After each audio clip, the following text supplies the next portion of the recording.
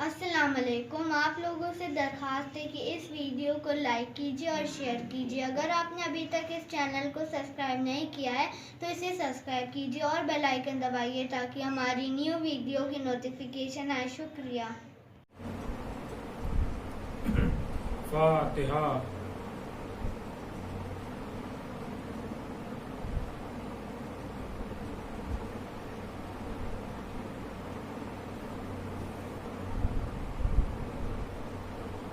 لا حول ولا قوة إلا بالله العلي العظيم. حسبنا الله ونعم الوكيل. نعم المولى ونعم النصير. أعوذ بالله السميع العليم من الشيطان الرجيم. بسم الله الرحمن الرحيم. الحمد لله لم يتخذ ولدا ولم يكن له شريك في الملك ولم يكن له ولي وكبره تكبيرا.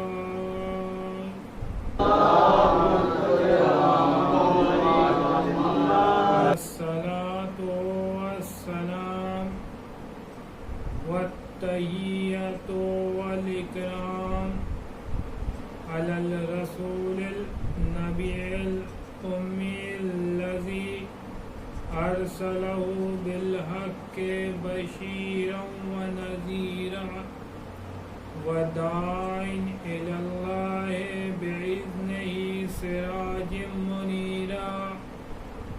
سيدنا ومولانا أبي القاسم محمد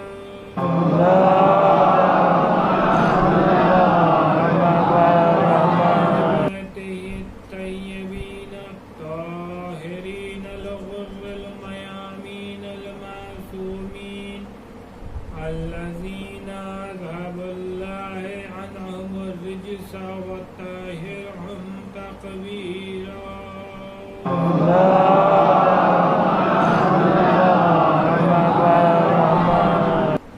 فقد قال الله تعالى في القرآن الكريم.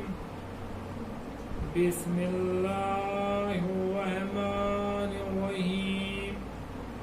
فبأي آلاء ربكما تكذبان. صلوات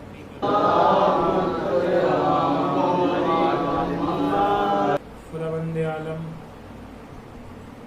اپنی کتاب قرآن مجید میں یہ وہ کتاب ہے کہ جس میں معجز نما کتاب ہے کہ جس کے لیے خداوند عالم نے ارشاد فرمایا ہے کہ میں نے ہی اس کتاب کو بھیجا اور میں ہی اس کی حفاظت کرنے والا اور ہمیشہ حفاظت کروں گا. تمہیدی گفتگو میں یہ آپ تک یہ پیغام پہنچانا چاہتا ہوں کہ خداوند عالم نے یہ ارشاد فرمایا کہ اس کتاب کو میں نے خلق کیا ہے، اس کتاب کو میں نے اس دنیا میں بھیجا ہے اور میں نے اس کی ذمہ داری لی ہے کہ میں اس کی حفاظت ہمیشہ کرتا ہوں.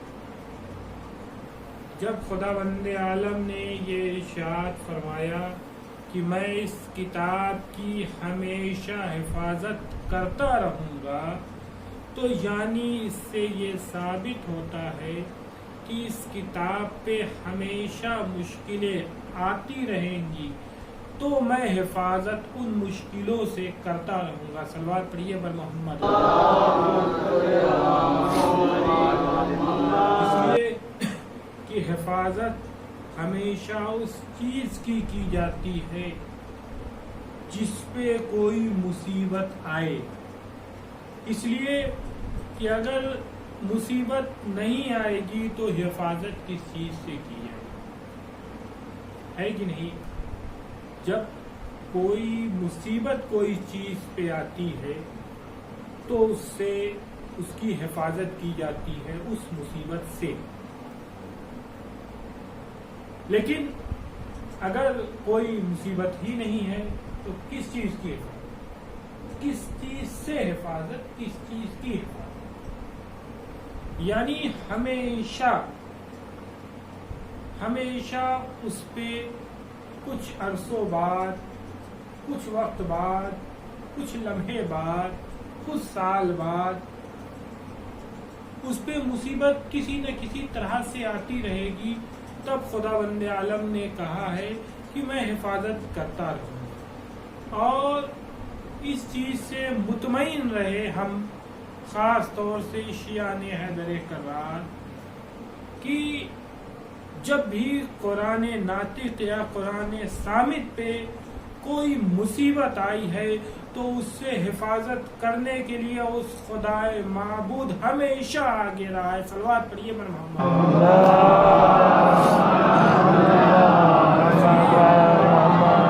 کہ کسی طرح کی بھی مصیبت آئی ہے تو ہمیشہ کوئی ایسا نمائندہ رہا ہے، خداوند عالم نے کسی نہ کسی ایسے کو بھیجا ہے جو کہ ہماری اور اس کتاب کی حفاظت کرے، اپنی شیعوں کی حفاظت کرے اور اس کتاب کی حفاظت کرے۔ تبھی تو آج جو قرآن پہ کسی نے انگلی اٹھائی تو یہ خدا کا معجزہ ہی تھا کہ چاروں سمت سے آواز بلند ہونے لگی اور اتنا رسوا ہوا کہ اس کے اس دوست احباب ہی نہیں بلکہ اس کے گھر والوں نے اس کا ساتھ چھوڑ دیا۔ اب اس چیز سے دوسروں کو لینا چاہیے، دوسروں کو یہ ایک سبق لینا چاہیے کہ دیکھو اگر خدا کے مقابلے میں جو بھی آیا ہے، چاہے وہ کل آیا ہو، چاہے آج آیا ہے سامنے، چاہے آنے والی امت تک کوئی خداوند عالم کے مقابل میں آ کے کھڑا ہوگا تو وہ ایسے ہی رسوا ہوگا جیسے یہ ہوا ہے یا آئندہ وقت جو آیا تھا وہ رسوا ہوا ہے۔ صلوات پڑھیے بر محمد۔ تو اس سے پہلے بھی کئی ایسے وقت آئے جبکہ خدا کے مقابلے میں کوئی نہ کوئی کھڑا ہوا ہے، وہ ایسا رسوا ہوا یا واصل جہنم ہوا کہ اس کا آج بھی نام لینے والا کوئی موجود نہیں ہے۔ جب بھی نام لیا جاتا ہے تو حقارت سے نام لیا جاتا ہے، نفرت میں نام لیا جاتا ہے۔ جیسے خداوند عالم کے مقابلے میں جب خداوند عالم کا گھر گرانے کے لیے ابرہہ لشکر لے کے آیا تو خداوند عالم کے گھر کے یعنی خداوند عالم کے مقابلے میں آیا۔ اب جیسے ہی وہ آیا اور آنے کے بعد اس نے پہلا کام وہ کیا کہ اس نے سوچا کہ حضرت عبد المطلب اس کعبے کے مالک ہے۔ اس نے ظاہری آنکھ سے دیکھا اور اس نے سوچا کہ دنیاوی یہ چیز ہے اور اس دنیاوی چیز کا ایک دنیا کا انسان مالک ہوگا، تو اس نے اپنے حساب سے اپنے سوچ کے لحاظ سے اس نے حضرت عبد المطلب کو مالک سمجھ کر جناب عبد المطلب کے لیے اس نے مقابلے میں آیا اور آ کے اس نے سب سے پہلا کام وہ کیا کہ حضرت عبد المطلب کے اونٹ کو وہ اس نے اپنے ہاتھ میں لے لیا اور قید کر کے اپنے ساتھ رکھا، اپنے خیمے میں رکھا، جہاں اس نے ٹھکانہ بنایا تھا وہاں اس نے رکھا، اور جناب عبد المطلب تک خبر پہنچا دی کہ تمہارے اونٹ کو میں نے یہاں پہ قید کر کے رکھا ہوا ہے، اور اب میرا اگلا قدم ہوگا کہ میں اس کعبے کو ڈھا دوں گا۔ اب جیسے ہی حضرت عبد المطلب نے یہ سنا، حضرت عبد المطلب اپنے گھر سے نکلے ابرہہ کے اس خیمے کے لیے جہاں اس نے بلایا تھا، جہاں اس نے اس اونٹ کو قید کر کے رکھا ہوا ہے۔ اب ابرہہ نے سوچا کہ آئیں گے، اور آنے کے بعد سب سے پہلے اس کعبے کے بچانے کے لیے کچھ باتیں کہیں گے، کچھ کلام کریں گے۔ اب اس نے سوچ کے بیٹھا تھا، جیسے ہی اس نے دیکھا کہ حضرت عبد المطلب آ رہے ہیں، اب اس نے سوچا کہ اب کچھ بات کریں گے کعبے کو بچانے کے لیے۔ لیکن حضرت عبد المطلب نے آنے کے بعد کیا کہا، ایک بات کہی کہ اے ابرہہ، تم میرے، اے ظالم، تم میرا اونٹوں کو میرے حوالے کر دو اور اس کو آزاد کر دو، ہم کو دے دو۔ ابرہہ نے جیسے یہ سنا وہ دنگ رہ گیا، اور اس نے حضرت عبد المطلب سے کہا کہ میں نے تو سوچا تھا کہ آپ آنے کے بعد کعبے کے لیے کچھ سوال کریں گے، کعبے کو بچانے کے لیے کچھ منتیں کریں گے، گر گرائیں گے، مجھ سے حاجت طلب کریں گے کہ میں کعبے کو چھوڑ دوں، کعبے کو نہ گراؤں، کعبے کو بخش دوں۔ لیکن آپ نے آنے کے بعد اپنے اونٹوں کا سوال کیا، اونٹوں کو آزاد کرنے کی بات کہی، تو جناب عبد المطلب نے مسکرا کے کہا، دیکھیے یہ ہوتا ہے خدا والا، اللہ والا، جس پہ اللہ کے اوپر جس کو بھروسہ ہوتا ہے کہ جو بچانے والا ہے وہ وہی ہے، دنیا کا کوئی انسان بچا نہیں سکتا۔ اب جیسے ہی اس نے سوال کیا، حضرت عبد المطلب نے مسکرا کے کہا کہ دیکھو میں اونٹ کو بچانے والا ہوں، میں اونٹ کا مالک ہوں، تو میں اونٹ کی طلبگاری کر رہا ہوں، اونٹ کو بچانے کے لیے تم سے درخواست کرنے کے لیے آیا ہوں۔ ہاں دیکھو کعبے کا مالک میں نہیں ہوں، جو کعبے کا مالک ہوگا وہ کعبے کو بچانے کے لیے آگے آئے گا۔ صلوات پڑھیے پر محمد۔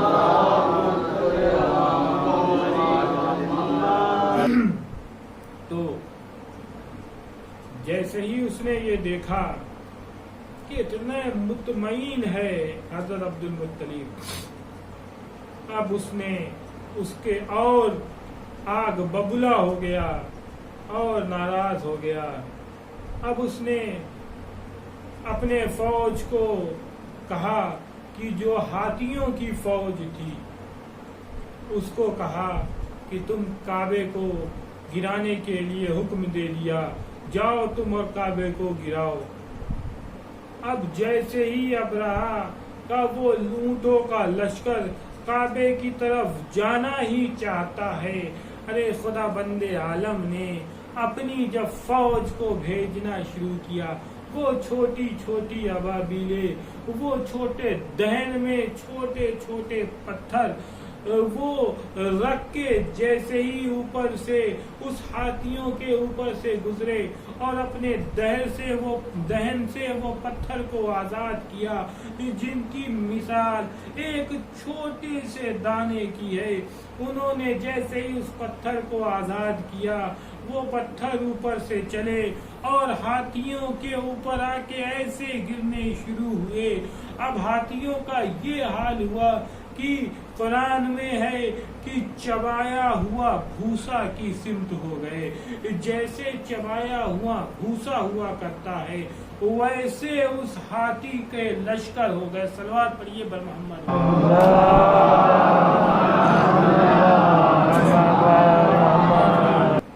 یہ دیکھا آپ نے کہ جب خدا اپنی چیز کو بچانے پہ آتا ہے تو کیا حال کرتا ہے سامنے والے کا، کہ سامنے والا ایسے ہو جاتا ہے جیسے کہ چبایا ہوا پھوسا. تو کبھی خوف نہیں کرنا چاہیے کہ خدا نے جب وعدہ کیا ہے تو وہ اپنی چیز کو بچا لے گا. تو یہ تمہیدی گفتگو تھی جس میں کہ یہ چند باتیں پیش کرنا تھا، پیش کیا. میں نے جس آیت کو آپ کے سامنے سرنام کلام قرار دیا ہے وہ آیت میں خداوند عالم فرما رہا ہے تم دونوں میں میری کن کن نعمتوں سے انکار کرو گے. کن کن نعمتوں سے، یعنی خداوند عالم فرما رہا ہے انسانوں اور جناتوں سے کہ دیکھو تم دونوں میری کن کن نعمتوں کو ٹھکراؤ گے. سب سے پہلے اگر بات کیا جائے نعمت کی تو نعمت کیا ہے؟ اب خداوند عالم کن کن نعمتوں کو گنوائے گا.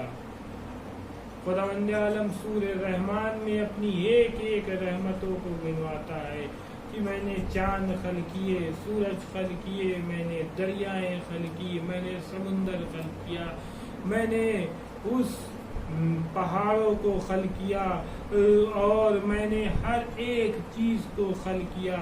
وہ لال لال سورج، وہ ٹھنڈ چلتی ہوئی ہوائیں، وہ موج کھاتا ہوا سمندر، وہ اپنے آپ میں بہتی ہوئی نہریں، ارے وہ فرات، وہ ہر چیز کو میں نے خلق کیا ہے.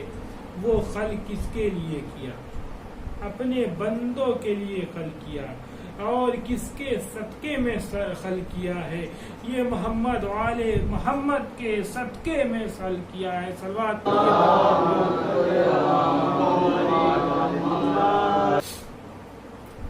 خداوند عالم نے اتنی نعمتیں ہم کو دیا.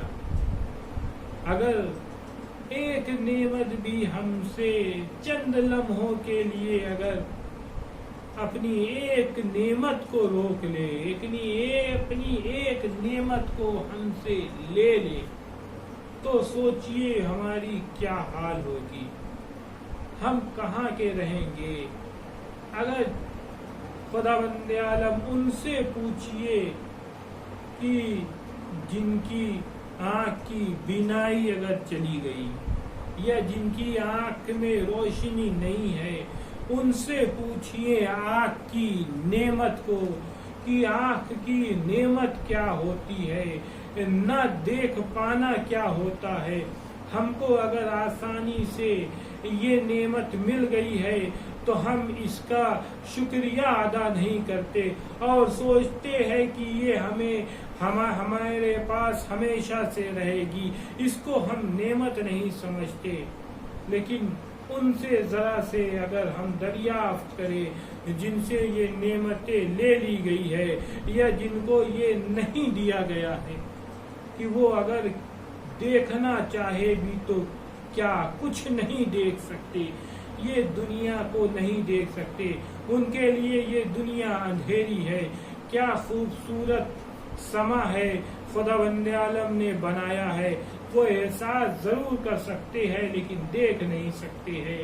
یہ لہراتے باغ اور یہ کھلے ہوئے خوبصورت خوبصورت پھول، یہ ہر موج اور ایک سے ایک خوبصورت موج، لیکن اس کو دیکھا نہیں جا سکتا، صرف احساس کر سکتے.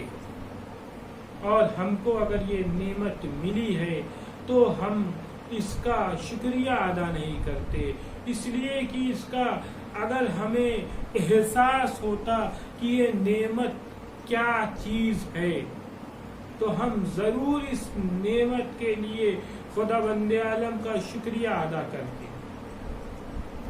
اب आँख की नेमत के बारे में जिसके पास रोशनी नहीं है उससे दरियाफ्त करें, और कान की नेमत उनसे पूछा जाए जो कि कुछ सुन नहीं सकते, देखते जरूर है सब कुछ लेकिन सुन नहीं सकते, और कुछ भी चीज बोल के चले जाइए लेकिन वो सुन नहीं सकते। ये नेमत हमें जो मिली है सुनने की, ये हम इसको उस पे ध्यान नहीं देते कि ये नेमत हमारे लिए क्या नेमत है, कि कुछ कहा जाए हम आसानी से सुन लेते, लेकिन जरा उनसे पूछे जिनके पास सुनने की ताकत नहीं है, बोलने की ताकत नहीं है, वो क्या बोल सकते हैं, मुंह हिला सकते हैं लेकिन बोल नहीं सकते, अपनी दिल की बात किसी से कह नहीं सकते, इशारों में कहेंगे लेकिन बोल के कह नहीं सकते, और हम अपनी दिल की बात ज़बान पे ले आते हैं और आसानी से जब कुछ कह देते हैं और उस पे लेकिन खुद ध्यान नहीं देते कि ये हमें क्या नेमत मिली, और ये सब नेमतों पे अगर हम गौर करेंगे तो कभी हम मस्जिदों से दूर नहीं होंगे, कभी मुसल्लों से दूर नहीं हुआ करेंगे। इसलिए खुदावंद आलम ने ये नेमतें हमको दी है, उसके बदले में सिर्फ इबादत मांगा है कि अगर तुम्हें ये नेमत मिली है तो तुम इबादत करो, अपने माबूद की इबादत करो। यही सबसे बड़ी खुदावंद आलम का शुक्रिया होगा। सलवात पढ़िए बर मोहम्मद।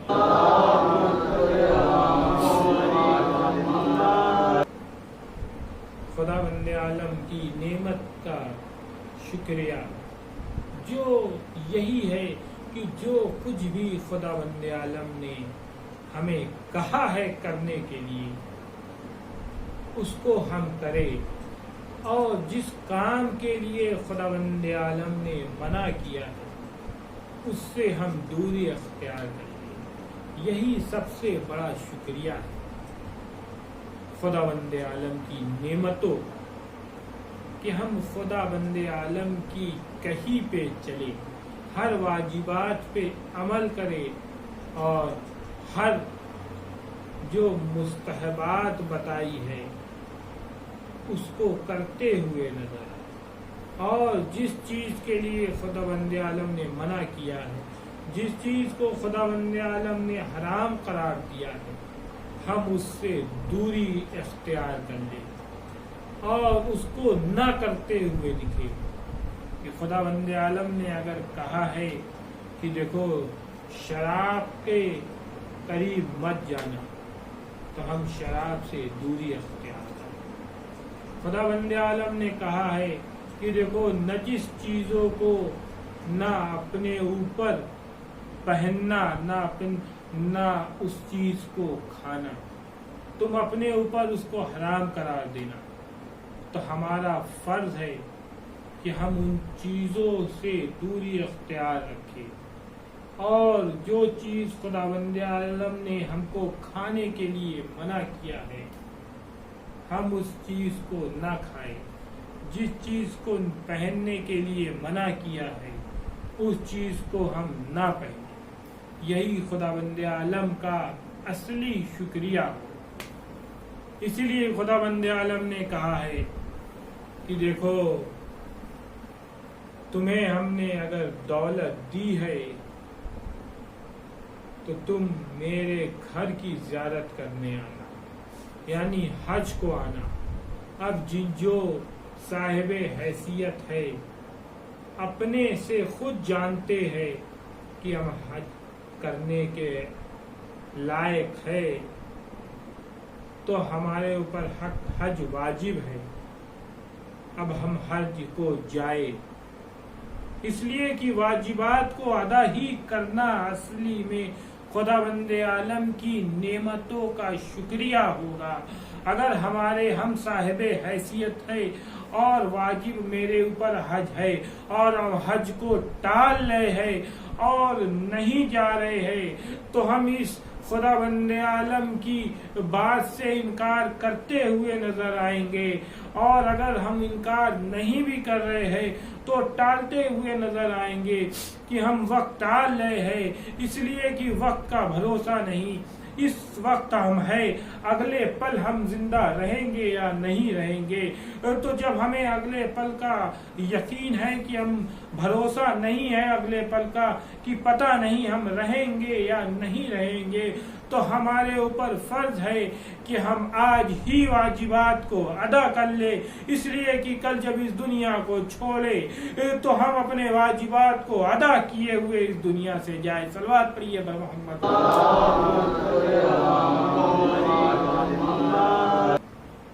अब हमारे ऊपर जो वाजिबात है उसको अदा करें।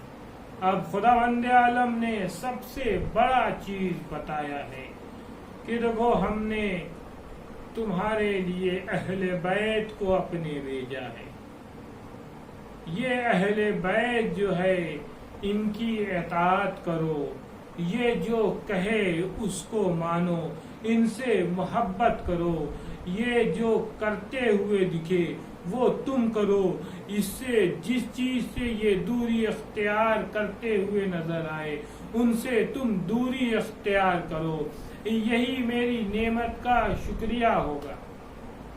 अब जो भी आपको इन अहले बैत के साथ नजर आए उनको सच्चे मानों में समझिए कि ये शुक्रिया खुदावंद आलम की नेमतों का कर रहे हैं, और जो इनसे दूरी अख्तियार कर ले समझ लीजिए वो खुदावंद आलम से दूरी अख्तियार किए हुए हैं। सलवात पढ़िए बर।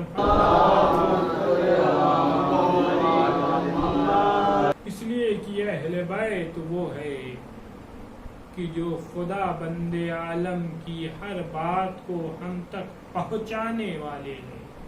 इनकी जिंदगी हमारे लिए नमूना अमल है। इनकी जिंदगी को देखते जाए और उस पे अमल करते जाएंगे तो हमें सिराते मुस्तकीम मिल जाएगी। अगर हमने इनकी जिंदगी को पे देखने के बाद अमल नहीं किया तो याद रखिए हम अपने आप को कितना भी मुसलमान कहे लेकिन सच्चे मुसलमान नहीं बन सकते, इसलिए कि हम सिराते मुस्तकीम ढूंढते नजर आएंगे। इनके बिना सिराते मुस्तकीम हमें कभी मिल नहीं सकती, चाहे हम कितनी भी नमाजों में दुआ करें कि हमें सिरातुल मुस्तकीम दिखा दे, सिरातुल मुस्तकीम दिखा दे, लेकिन कभी मिलने वाली नहीं है। अगर हम इनके साथ रहेंगे तो हम खुदावंद आलम की शुक्रिया करेंगे कि खुदावंद आलम तेरा शुक्रिया है कि तूने हमें सिरातुल मुस्तकीम पे रखा है, और हमारी दुआ है कि तू हमें सिरातुल मुस्तकीम पे कायम रख। सलवात पढ़िए बर मोहम्मद।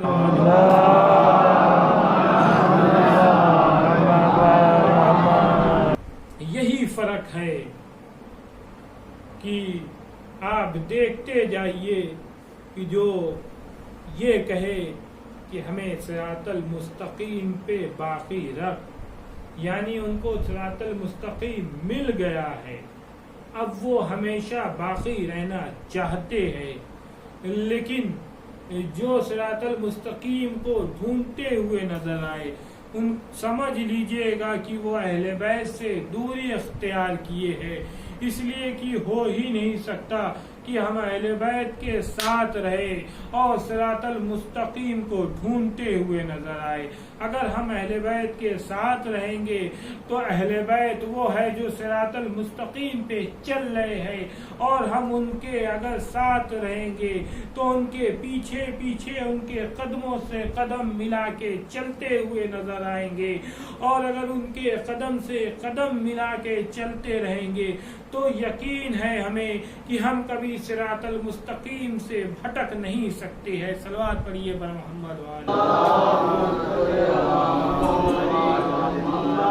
तो اہل بیت وہ ہے کہ جن کے ہمیں ہمیشہ دامن کو پکڑے رہنا ہے، ان کے دامن سے ہمیں ہمیشہ وابستہ رہنا ہے، یہی ہمیں نجات دلانے والے ہیں، اور ان کے سوا کوئی نجات نہیں دلا سکتا، چاہے ہم کدھر ڈھونڈے، ادھر ڈھونڈے ادھر ڈھونڈے، لیکن کہیں ہمیں اہل بیت کے سوا کوئی نہیں ملے گا جو ہمیں نجات دکھاتا ہوا نظر آئے، نجات دینے والا نظر آئے۔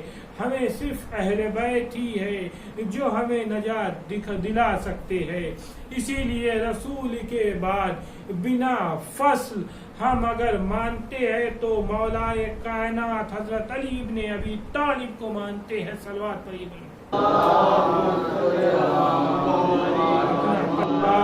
امام حسن، امام حسین، حضرت زین العابدین، حضرت محمد باقر علیہ السلام، جعفر صادق علیہ السلام، حضرت موسیٰ کاظم علیہ السلام، اور اس کے بعد 8ویں امام حضرت علی رضا علیہ السلام، ان کے بعد حضرت محمد تقی علیہ السلام، اور ان کے بعد علی النقی علیہ السلام، اور ان کے بعد حسن عسقری، اور ان کے بعد ہمارے قائم حجت علیہ السلام۔ صلوات علی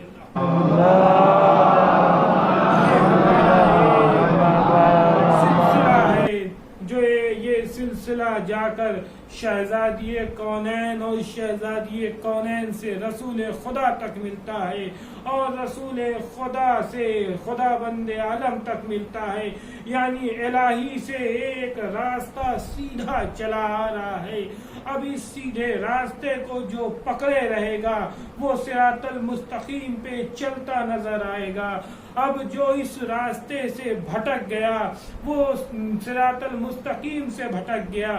جس نے رسول خدا کے بعد بنا فصل مولا کائنات کو نہیں مانا، بیچ میں ان کو لے آیا، یعنی وہ اپنے راستے سے بھٹک چکا ہے، وہ ساری زندگی یہی دعا کرتا ہوا نظر آئے گا، خدا مند عالم ہم کو صراط المستقیم دکھا دیجئے، صراط المستقیم دکھا دیجئے۔ لیکن وہ اس دنیا سے چلا جائے گا، لیکن اس کو کبھی صراط المستقیم نہیں مل سکتی، کیونکہ اس نے یہ ایک سیدھے راستے کو چھوڑ کے بیچ میں کوئی اور کو شامل کر لیا ہے۔ جب بیچ میں شامل کر لے گا تو اس کو صراط المستقیم نہیں ملنے والی ہے۔ صلوات پڑھیے۔ اب یہی تو وجہ تھی کہ جنہوں نے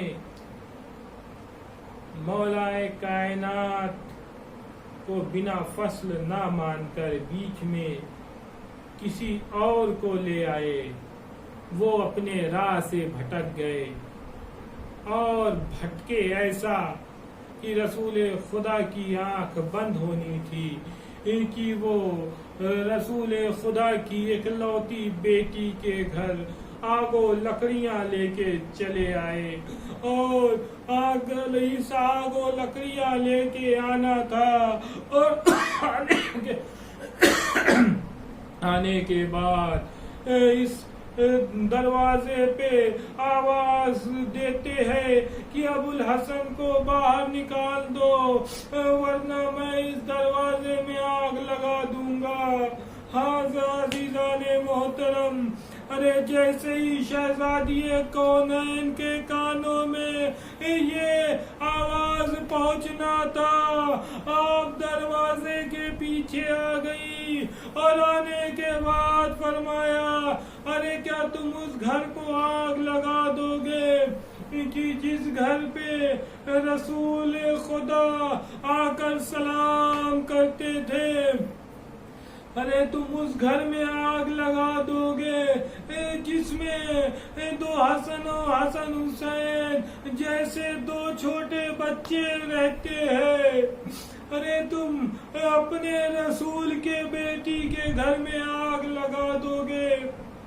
باہر سے آواز آئی کوئی بھی ہو ابو الحسن کو باہر نکال دو ورنہ ہم اس گھر میں آگ لگا دیں گے۔ ارے ابھی شہزادی کونین گفتگو کر رہی تھی، ارے ظالموں نے دروازے پہ آگ لگا دی اور دروازے پہ وہ دھکا مارا کہ شہزادی کونین ارے در و دیوار کے درمیان آ گئی۔ ارے جیسے ہی در و دیوار کے بیچ میں آنا تھا، ارے وہ دروازے کی کیل شہزادی کے پیوست ہو گئی شکم میں۔ ارے شہزادی آواز دیتی ہے، ارے فضا میری مدد کرو، ارے میرے شکم میں میرا محسن شہید ہوا۔ ہاں عزادارو، ابھی جیسے ہی شہزادی کونین کو سوچتی کہ کیا دیکھا کہ ابو الحسن کے گلے میں رسیوں کو باندھ کے لے جا رہے۔ شہزادی کونین نے اپنے درد کو بھول گئی، اپنے زخم کو بھول گئی۔ ارے مولا کائنات کے پاس آئی اور رسن پہ ہاتھ رکھ دی، ارے کس کی مجال ہے جو میرے رہتے ہوئے ابو الحسن کو لے کے چلا جائے۔ ارے یہ شہزادی کونین تھی جنہوں نے آنے والے امت تک کو بتا دیا کہ دیکھو وقت امام پہ کوئی مصیبت آئے تو بچانا اس کو واجب ہوا کرتا ہے۔ اور ایک اور پیغام دیا کہ دیکھو اگر شوہر پہ کوئی مصیبت آئے جو تمہارے لیے ہمیشہ ڈھال بنا رہتا ہے تو تم اس کے لیے ڈھال بن کے کھڑی ہو جاؤ۔ ہاں زادارو، ارے جیسے ہی شہزادی کونین نے رسن کو پکڑا، ارے ایک ظالم نے تلوار کے پشت وہ حملہ کیا کہ شہزادی کونین گر گئی اور آگ کو غش آ گیا۔ اب جیسے ہی غش سے آنکھیں کھولی، کیا دیکھا؟ ابو الحسن کو لے کے جا چکے ہیں دربار میں۔ شہزادی کونین نے جناب فضا کا سہارا لیا اور دربار میں آ کے آواز بلند کیا کہ اے ظالموں، ابو الحسن کو آزاد کر دو ورنہ میں اپنے سر کے بال کو آزاد کر دوں گی۔ ابھی شہزادی کونین نے اپنے بال کھولے نہیں تھے، صرف آواز دی تھی۔ اس شہزادی نے کہا تھا ارے کی مسجد کی دیوار اتنی بلند ہوئی کہ ایک ہاتھی بھی نیچے سے گزر جائے۔ ارے جیسے ہی لوگوں نے دیکھا مولا کائنات کو آزاد کر دیا۔ ارے ہاں میں کہوں گا شہزادی کونین، آج آپ نے صرف کہا تھا کہ مسجد نبوی کی دیوار بلند ہونے لگی، ارے کربلا میں آئیے، آپ کی بیٹی ہوں گی وہ زینب ام کلثوم جن کی سر سے چادر 10 محرم کو شب شام غریبہ میں جن کے سروں سے چادریں چھین لی جائیں گی اور کربلا سے کوفے سے شام تک پھرایا جائے گا۔ انا للہ و انا الیہ راجعون، رضن بقضاء تسلیما لامرہ۔ اللہم صلی علی محمد وعلی محمد، اللہم صلی علی محمد وعلی محمد، اللہم صلی علی محمد وعلی محمد۔ بسم اللہ الرحمن الرحیم۔ اللهم ادخل على القبور السرور اللهم اغن كل فقير اللهم عيب كل جائن اللهم ارزق كل عريان اللهم مقدنا كل مدين اللهم فرجنا كل مكروب اللهم رد كل غريب اللهم فك كل حسير اللهم اصلح كل فاسد من امور المسلمين اللهم اشف كل مريض اللهم سد فخنا بغناك اللهم غير سوء حالنا بحسن حالك اللهم اغفرنا الدين واغننا من الفخر انك على كل شيء قدير اللهم صل على محمد وآل محمد ماتم حسین